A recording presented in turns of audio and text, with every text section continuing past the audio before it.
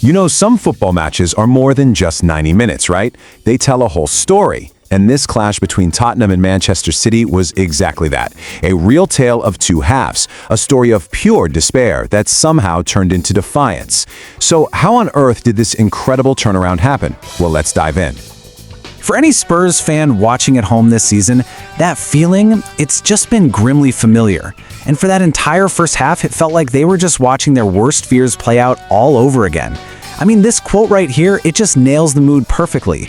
It was shaping up to be another home nightmare. All right, so the first part of this story, look, there's really no other way to say it. It was grim for Spurs. They weren't just losing, they were being systematically, completely taken apart by a dominant Manchester City side. I mean, for 45 solid minutes, it was like Spurs were trying to catch smoke with their bare hands. They just could not get near Manchester City. City were moving the ball around so comfortably, so precisely. Tottenham were just chasing shadows. It was a total masterclass, and Spurs had a front row seat to their own demolition. And you know, all that dominance, it wasn't just for show. It showed up right there on the scoreboard.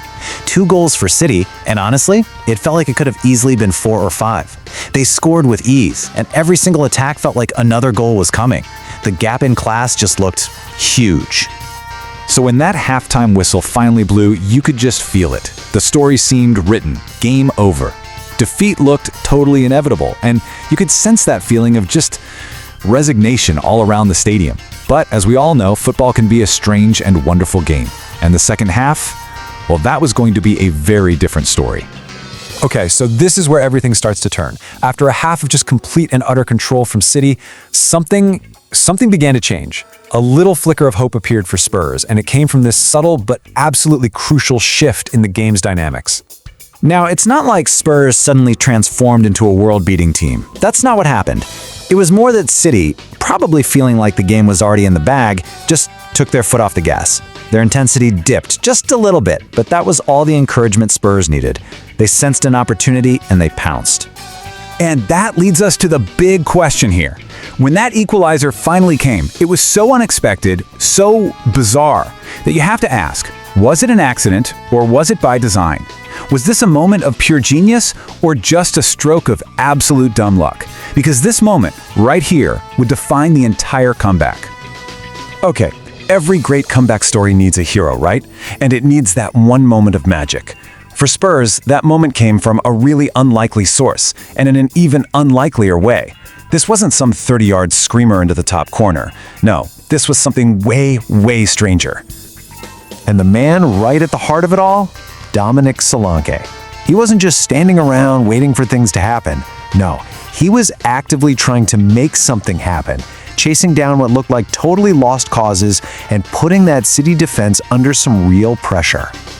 This goal was basically manufactured from pure, raw effort. First, you've got the hustle. Solanke just hounds the City defense, forcing them into a hurried mistake.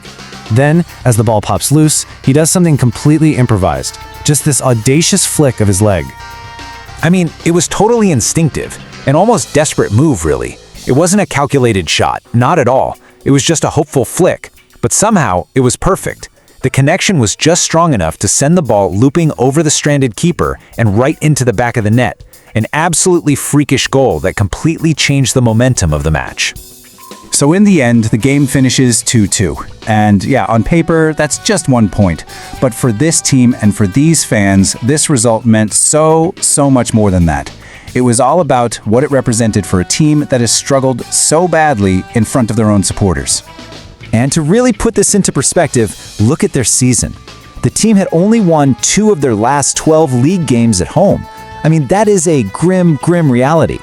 But this single game, it showed a level of fight, of real resilience that had just been missing for so long.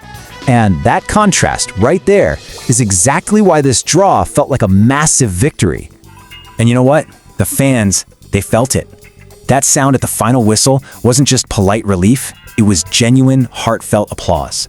They weren't cheering for the point, they were cheering for the spirit, for the fight, for that refusal to accept defeat. That sound, that was maybe the biggest win of the day for Spurs. So, what are we left with? Well, we have a game that started as an absolute nightmare and somehow ended with this incredible show of spirit, all sparked by one bizarre, hopeful moment. It really makes you wonder, doesn't it? Just how powerful can a single moment of belief be? Can one totally freakish goal be enough to redefine a team's entire spirit? Now that's something for them to build on.